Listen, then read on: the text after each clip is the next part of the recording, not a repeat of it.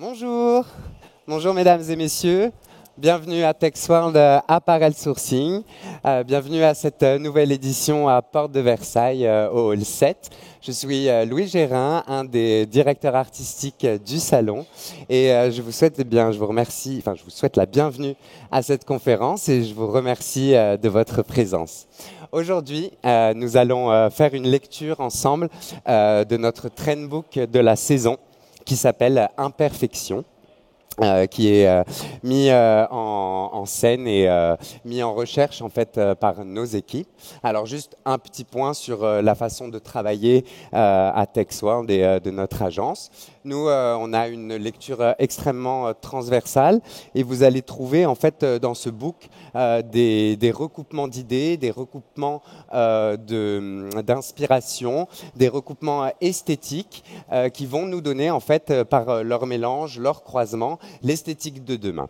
Nous appuyons sur des recherches sociologiques. On est une équipe vraiment pluridisciplinaire. On a des journalistes, des architectes, un psychologue même, un sociologue, des designers du digital, du figital. On est vraiment une équipe très pluridisciplinaire et pas uniquement axée sur la mode et le textile pour vous apporter cette lecture des tendances de la saison. Cette saison, nous allons suivre un petit peu le fil conducteur que nous avions déjà commencé à la saison précédente avec la thématique Veritas, où nous avons découvert que l'homme n'était qu'un homme, entre guillemets. Donc, quand on dit l'homme, c'est bien sûr l'homme et les femmes, l'humain.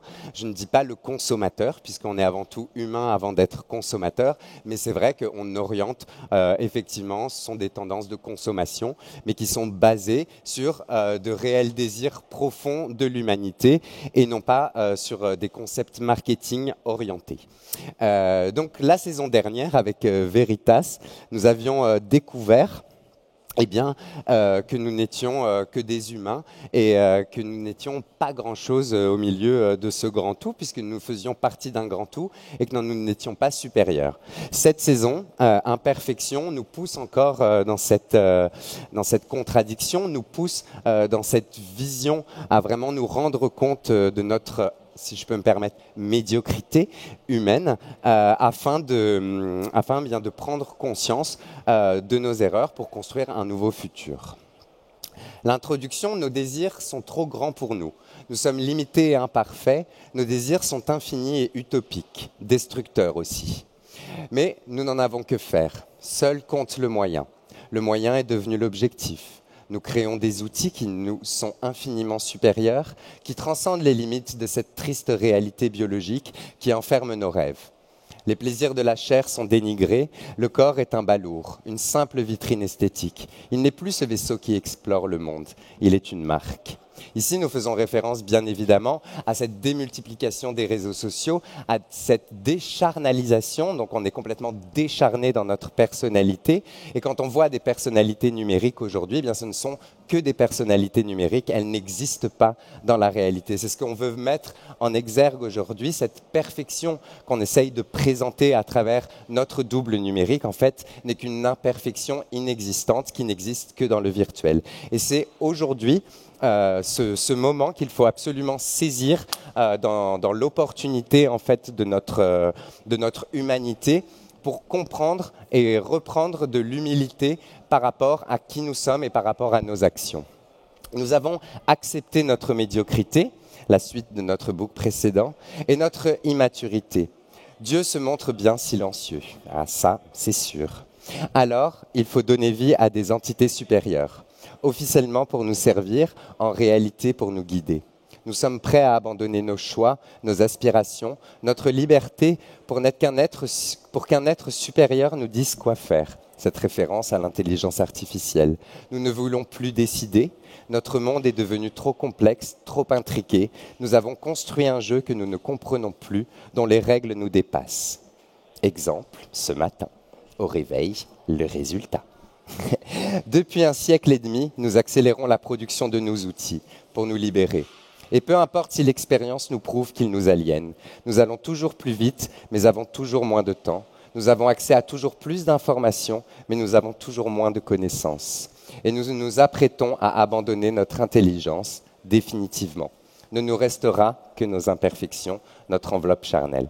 C'est vraiment cette introduction qui va nous guider dans cette visite en fait, de cette imperfection humaine à travers différentes thématiques. La première orientée, la confrontation, la deuxième, la séduction, l'aliénation et enfin l'annihilation. Un process vraiment mental à travers cette confrontation entre cette perfection virtuelle et cette imperfection réelle qu'on va pouvoir confronter l'un à l'autre. La confrontation. Intelligent en tant qu'humain, oui, nous le sommes, mais limité aussi. Combien de sapiens à la suite d'homo pouvons-nous ajouter ? Peu importe, nous n'avons pas le temps d'attendre la réponse. Nous sommes déjà obsolètes pour nos outils. Il nous faut des outils pour commander nos outils. Ça, c'est vrai qu'on est à un niveau aujourd'hui absolument incroyable. Quand on parle de l'informatique, aujourd'hui, on ne peut plus communiquer sans informatique. Du coup, on ne peut plus simplement écrire. On avait inventé l'écriture pour communiquer entre nous. Aujourd'hui, il faut maîtriser un outil autre qui est l'informatique pour pouvoir communiquer par écrit. Donc on voit vraiment qu'on a un multicouche en fait de connaissances avant de pouvoir communiquer la connaissance, ce qui est déjà une problématique puisqu'on ne communique plus directement. Une confrontation donc dans cette communication qui se fait de façon absolument indirecte. Parfois brouillonne, souvent séduisante, les créations sont des monstres jamais vus. On fait bien évidemment référence à l'intelligence artificielle excitant. Le cadre a enfin éclaté, nous avons dépassé les limites de l'intelligence humaine, comme autrefois nous dépassions l'horizon de l'océan. Toujours aller plus loin, plus vite, plus fort. L'humain veut toujours plus, veut toujours être plus grand, veut toujours être plus dominant. Mais rappelez-vous cette vérité, nous ne sommes qu'humains, nous ne sommes pas en haut de la pyramide. Nous sommes la pyramide, nous sommes l'ensemble du système. Nous faisons partie du système car il n'y a pas de pyramide en réalité. Il n'y a pas de haut, il n'y a pas de bas, il n'y a qu'une sphère qui est la Terre. Nous avons dépassé les limites. Nous sommes contre, mais nous sommes envoûtés, car c'est notre nature. Et oui, on demande à d'autres de choisir, mais on veut choisir nous-mêmes. On crée des outils qui choisissent pour nous, on oriente des choix qu'on ne veut pas choisir. C'est complètement absurde. Une confrontation de nos idées, une totale dichotomie entre notre désir, notre choix, notre désir d'être plus fort, d'être mieux, mais on confie à d'autres cette responsabilité, ce qui finalement est très étrange. Et comme le dit la citation, quand on ne sait rien faire, il faut avoir de l'ambition. Alors cette thématique, qu'est-ce qu'elle va nous développer ? Elle va nous développer cette confrontation en fait entre nos savoir-faire, notre héritage, des esprits extrêmement artisanaux qui vont venir en confrontation de cette vision artificielle, des traitements de l'intelligence artificielle en fait de ces savoir-faire. On va retrouver les travails de bois, les travails du verre, des travaux d'écriture, des éléments extrêmement simples, une palette colorée qui va faire extrêmement référence à l'humain, au vivant, un rapprochement douillet, une allusion translucide, une palette qui apparaît à l'écran sur le fond extrêmement vivifiante, mais que vous pouvez voir dans le book de façon réelle, où on va osciller en fait entre ces tons mornes, ces tons de peau, ces tons de naturalité, mais qui vont être passés au crible et au prisme, si je peux me permettre, de l'intelligence artificielle, une moulinette en fait artificielle qui va déformer, déstructurer nos savoir-faire et qui va leur rendre en fait une dimension beaucoup plus, si je peux me permettre, un peu plus numérique. Donc ces travails artisanaux, le travail du verre, de la sculpture, de la céramique, tous les savoir-faire vraiment qu'on a développés dans toutes ces dernières années, au cours de ces derniers siècles, qui sont transposés de façon numérique, de façon immatérielle. Qu'est-ce que c'est de la céramique numérique ? Très bonne question. Eh bien, c'est quelque chose qui n'existe pas, mais c'est de la céramique numérique. Qu'est-ce que c'est qu'un travail de verrier par l'intelligence artificielle ? Qu'est-ce que c'est qu'un travail de sculpteur par l'intelligence artificielle ? C'est ça que nous explorons dans cette confrontation, c'est ce détail du savoir-faire passé au crible de l'intelligence artificielle. L'intelligence artificielle, dans son esprit numérique, dans son immatérialité, sait-elle travailler notre artisanat ? Savons-nous travailler nous-mêmes notre artisanat? Devons-nous nous-mêmes demander à une intelligence supérieure de faire ce que nous savons faire? Là est toute la question et là est toute la dimension en fait de l'esthétique de cette saison. Une oscillation en fait entre une nature profonde des choses, mais qui est totalement passée au prisme du numérique pour ressortir de façon artificielle. Une artificialité, du coup, qu'on retrouve dans les textiles qui va être évidente, mais qui va toujours évoquer un souvenir d'un savoir-faire, qui va toujours ressembler à. Donc on a vraiment une espèce de mise en avant, un espèce d'obvioutisme. Alors ça, c'est un anglicisme. Bravo les traducteurs si vous arrivez à traduire.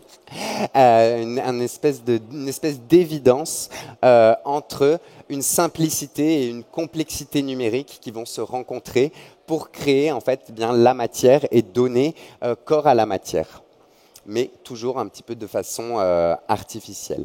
On va retrouver du coup énormément de tissages qui vont faire écho, comme on le peut voir ici, à des esprits tribaux, des esprits artisanaux, des choses très simples, des esprits de tracés main, de tracés enfantins, un esprit aussi forcément qu'on va retrouver un peu ethnique, puisque qui dit main, motif, graphisme, on va toujours avoir en fait artisanat, on va toujours avoir une dimension ethnique et du coup cette projection artisanale de tous les artisanats du monde, puisque dans l'artificialité on cumule tous les savoirs du monde. C'est ça aussi qui est intéressant à voir et à confronter.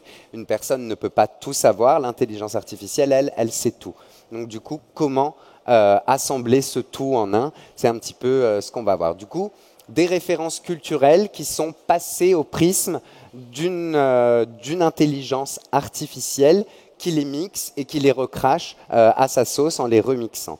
Et c'est là où on a aussi quelque chose d'intéressant. En tant qu'humain aujourd'hui, on se bloque beaucoup dans cette confrontation, c'est comme je le disais, hein, cette grande dichotomie entre notre sociologie, ce qu'on aimerait voir, ce qu'on aimerait développer. Ça, dans la mode, on sait très bien, on adapte, et on l'a vu dans les choses précédentes, les savoir-faire d'autres cultures. On reprend les éléments culturels pour les transcender dans une culture urbaine, dans une culture moderne. Aujourd'hui, beaucoup de personnes s'insurgent dans ce qu'on appelle le détournement culturel, j'arrive même plus à trouver le mot, la récupération ethnique, enfin toutes ces choses-là. Non, c'est de l'inspiration, ça s'appelle un hommage, ça s'appelle de la culture, ça s'appelle le partage, et on est tous sur la même terre, du coup on partage tous la même culture, on partage tous les mêmes éléments et on est là pour partager, on n'est pas là pour se confronter. C'est un petit peu la conclusion qu'on peut tirer de cette première thématique, la confrontation, à travers eh bien, cette série de mots-clés, un avatar polymorphe qui va, comme je l'ai dit, prendre toutes les formes de tous les savoirs du monde en cumulant tous les artisanats, des pétales digitales comme la naissance d'une nouvelle nature, une adaptation tentaculaire, etc., etc. Donc vraiment, tous ces segments de confrontation, en fait, ce grand mix, cette espèce de melting pot qu'on va revoir, je vais vous remettre la mood, qu'on va revoir en fait et qui va vraiment nous guider dans une espèce je remets la mood, hop là, de simplicité évoluée, une simplicité évidente passée au crible d'une vision totalement numérique. Notre deuxième thématique, c'est la séduction. Alors la séduction, évidemment, c'est la facilité de l'humain. On crée des outils pour se faciliter la vie. On a créé l'intelligence artificielle pour se faciliter la vie. Elle nous sort des créations incroyables. Nous, on n'a rien à faire. Du coup, forcément, qu'est-ce qu'on est? Séduit. On adore. Et ça, c'est la fainéantise de l'humain. Il n'y a plus qu'à se laisser porter. Regardez ça. Mais regardez, aucun humain n'aurait su. Quelques millisecondes pour atteindre la perfection, nous nous rasseyons. Il n'y a plus qu'à profiter du spectacle. Quelle maestria!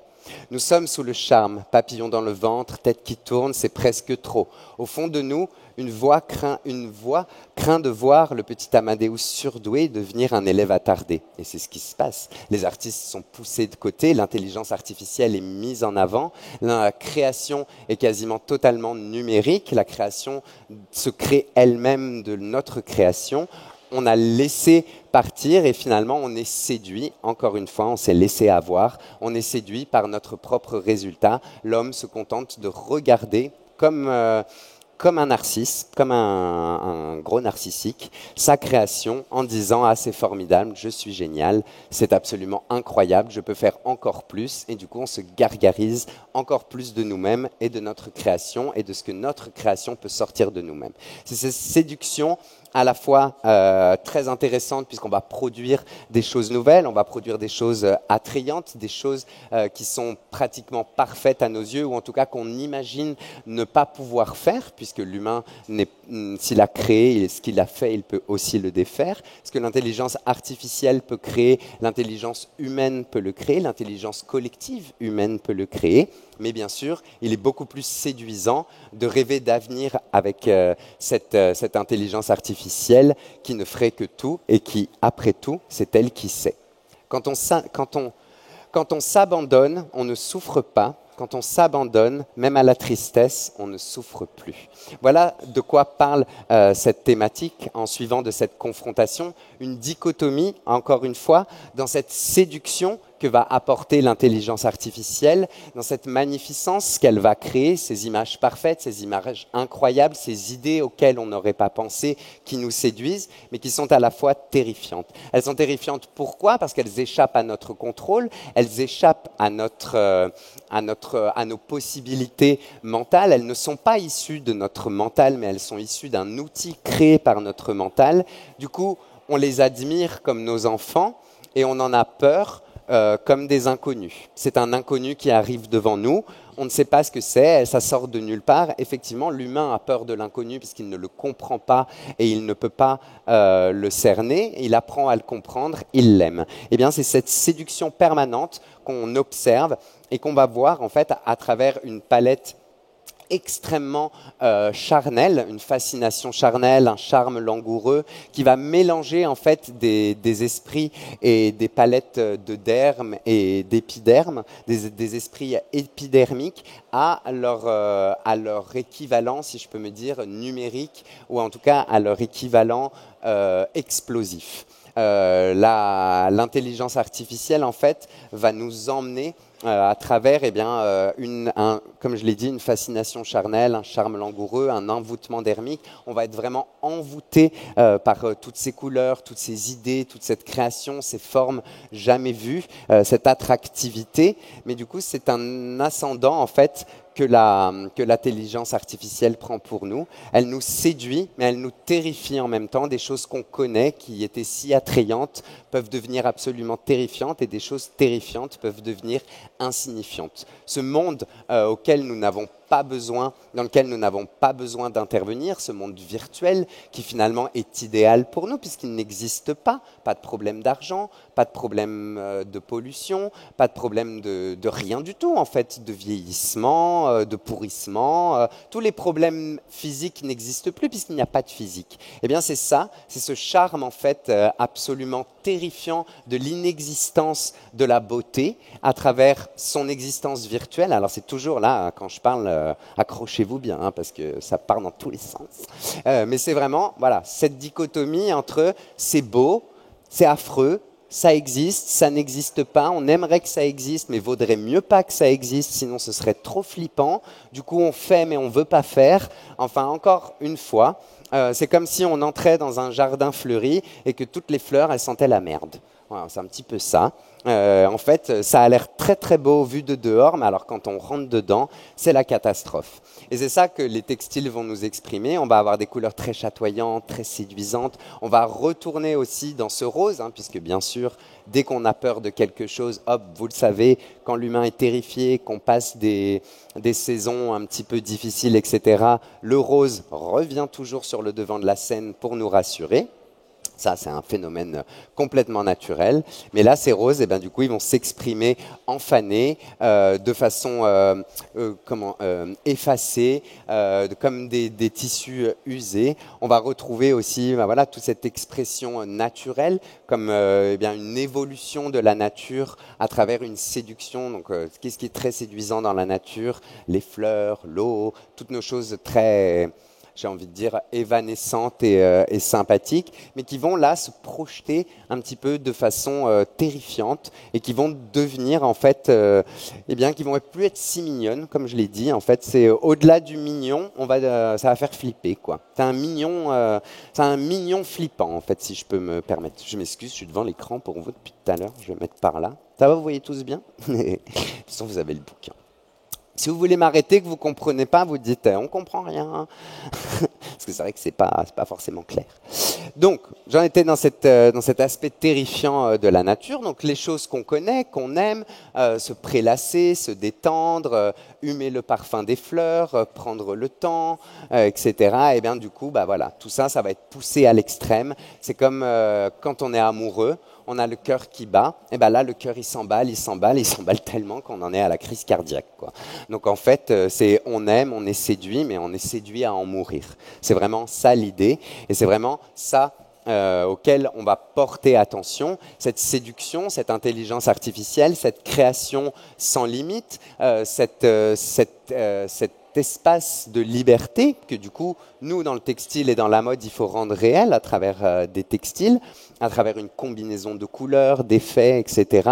Eh bien, elle va devenir en fait tellement présente, tellement omniprésente qu'elle va avoir en fait un côté étouffant. C'est comme un esprit, voilà, séduisant mais étouffant, comme une maman qui serait trop sur votre dos en fait. Mais bon, la maman, on l'aime toujours et elle finit pas par nous tuer. C'est ça le truc. Alors que là, la problématique, c'est que de cette consommation, de cette surconsommation, de cette envie d'avoir toujours plus, toujours plus, toujours plus, toujours plus beau, toujours magnifique. Donc c'est magnifique, mais ça fait flipper. C'est très beau, on en veut plus, mais il y en a trop. On en veut encore plus, mais on sait que c'est pas bien parce que ça pollue. Du coup, ça, c'est aussi une problématique dans la mode. Aujourd'hui, le mot même de mode, vous le savez, est une problématique au développement et au développement durable, puisqu'on devrait garder des vêtements pendant des années, mais alors comment faire des modèles économiques avec un système de renouvellement alors qu'on ne doit pas renouveler? La mode elle-même, c'est renouveler. Moi-même, tous les 6 mois, je vous montre qu'on change d'idée, on change de look, on a envie d'autre chose, on a des nouveaux trucs. On est humain, on a envie de nouveautés, on ne peut pas se complaire. Mais aujourd'hui, il faut absolument qu'on trouve une solution pour se renouveler, être dans la nouveauté, mais sans tout détruire autour. Donc, contrairement à cette séduction, à cet aspect qui paraissait très séduisant de l'intelligence artificielle, mais qui finalement est terrifiant, puisqu'on ne sait pas ce qu'elle va créer. Ça se trouve, elle va créer un truc qui va nous tuer. Ça se trouve, cette image qui est si magnifique, elle est hyper négative, mais on le saura que plus tard. Mais ça, on le sait par expérience, parce que ça aussi, on sait par expérience que quand on est humain, qu'on crée un outil, il y a de fortes chances que ça nous détruise, mais on trouve ça super quand même. Donc, on continue.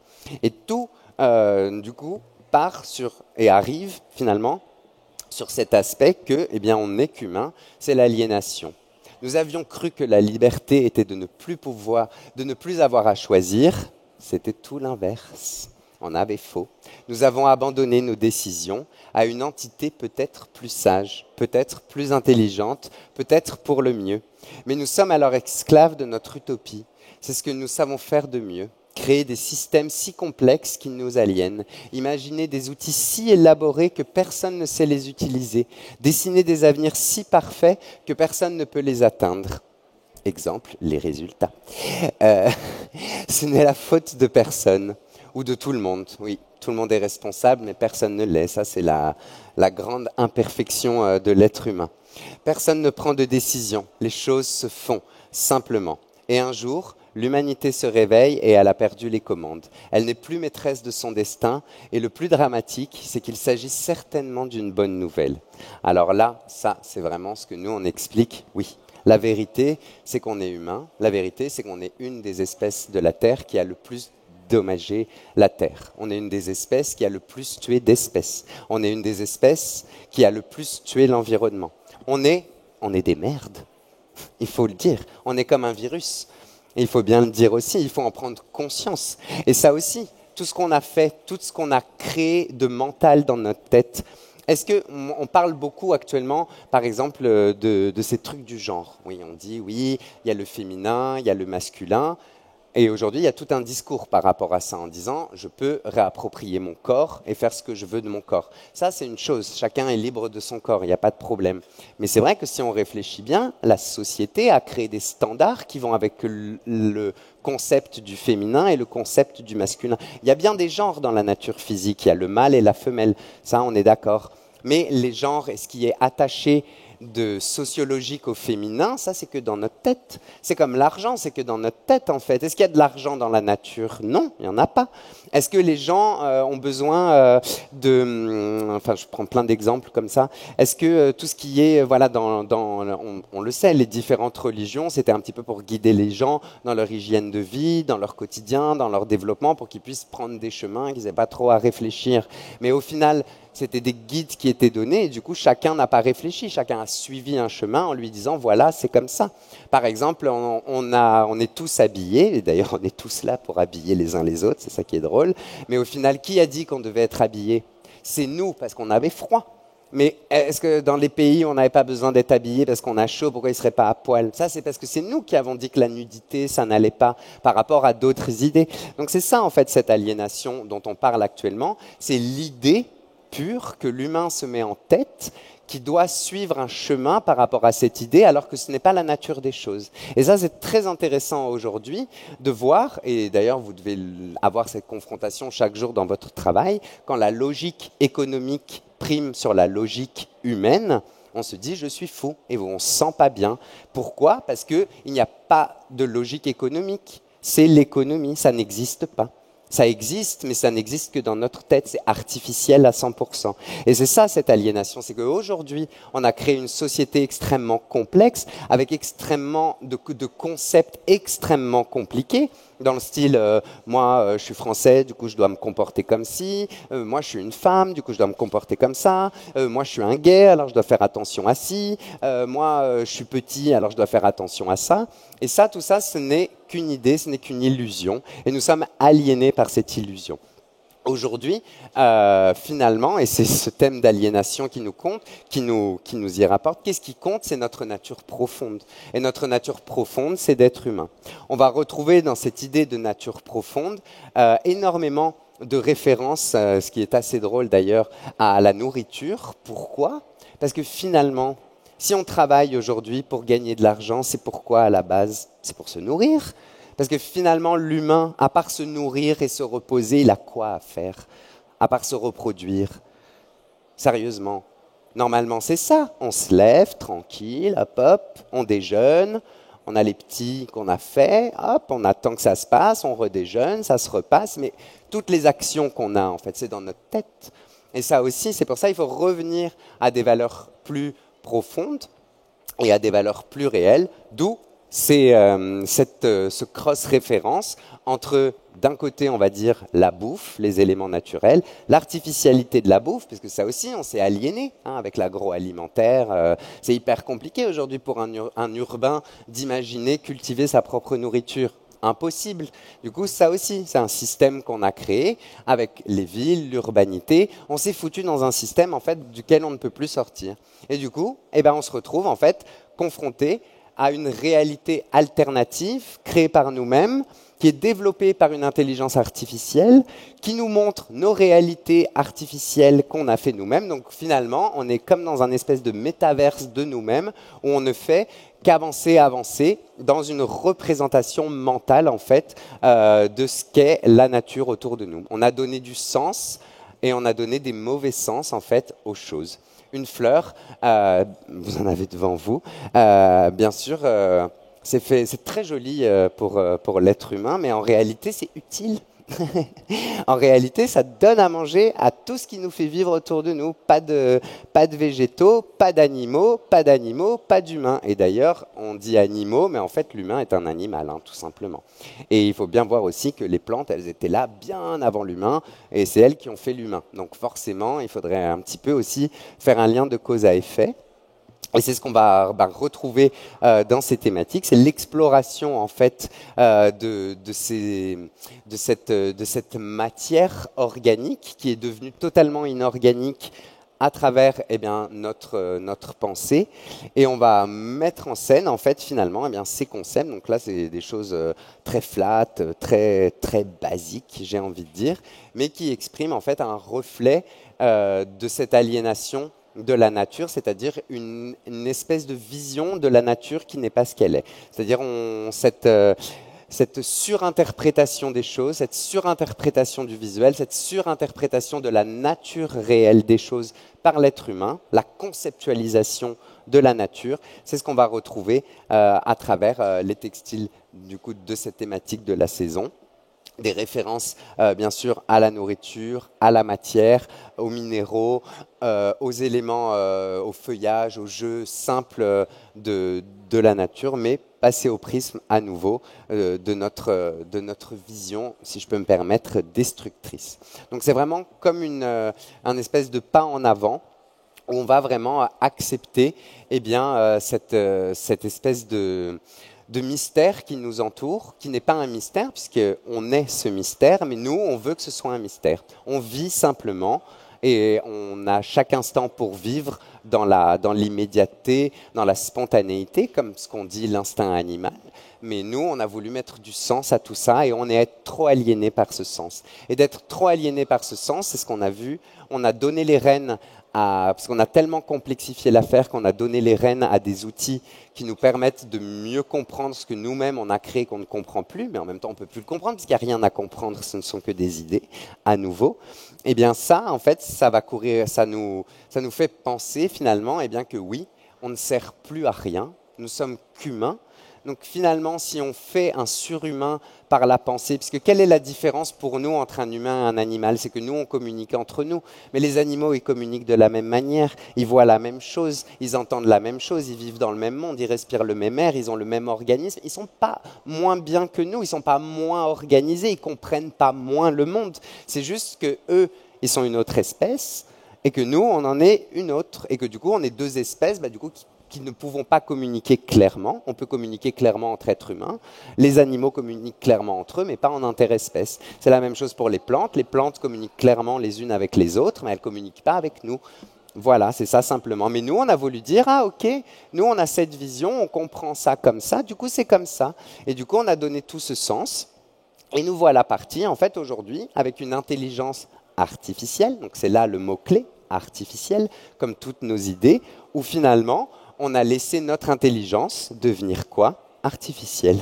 Au lieu d'être intelligent, de faire et de vivre, on devient artificiel, on n'est plus là, on est annihilé. Et c'est ce vers quoi on arrive, ce vers quoi on tend, finalement vers quoi l'intelligence artificielle nous emmène, c'est-à-dire nous remplacer ce qui fait de nous des êtres humains, notre idée, par une idée virtuelle et enlever notre corps. Donc finalement, un monde en noir et blanc, où il n'y aurait plus que des traces de nous, qu'une vision de nous, puisque maintenant la perfection, c'est d'avoir, je ne sais pas, 15 millions de followers sur Instagram, par exemple. Mais une image d'Instagram, est-ce que c'est la réalité ? Non, ce n'est pas la réalité. C'est comme une photo. Une photo n'est pas la réalité. Elle est la capture d'un microseconde, d'un micro-instant.